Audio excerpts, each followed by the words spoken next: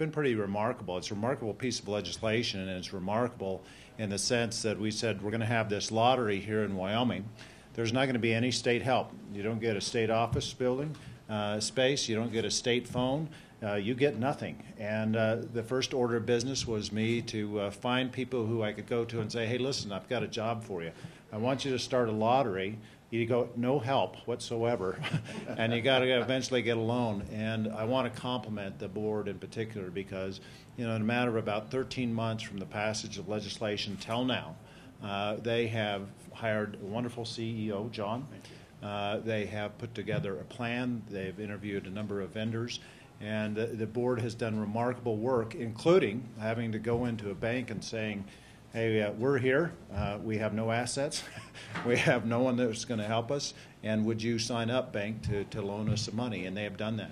It's important to recognize what this means to the state. And when we think about projections of $13 to $17 million per year in terms of what the lottery will bring back to the state, when we recognize the first $6 million of it goes to local government, that was critically important to me because it enables us, rather than shipping people across state borders where they not only buy a lottery ticket but oftentimes buy much more than a lottery ticket, it gives a chance for our retailers here in Wyoming to keep that business in Wyoming. And it gives us a chance to use the money to go to local government. That is so important to me. And so this is the next step. And this Sunday, when that first ticket is sold, I know there's going to be general excitement. And I think the state ought to be excited in terms of what it's going to bring back to our citizens, our Wyoming citizens. I did watch this go to the legislature year after year.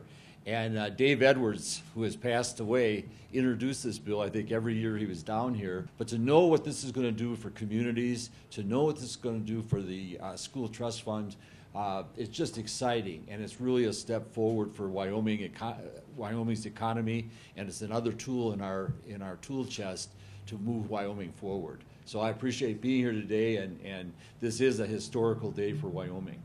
So the grand prize winner, that's one of the things that they won, the opportunity to be the first person to buy the first lottery ticket. It's an historic event. It's a little bit hard to give up the Jeep. I think I put 1,700 miles on the Jeep, but I think we all agree that's still new.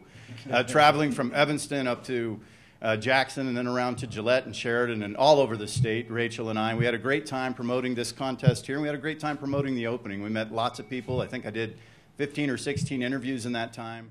Thank you, Governor. Thank you, Mr. Secretary. I think without further ado, we're ready to draw the first name. 2, 1. Jim Hunmin from Wheatland. Leslie Gastamantas.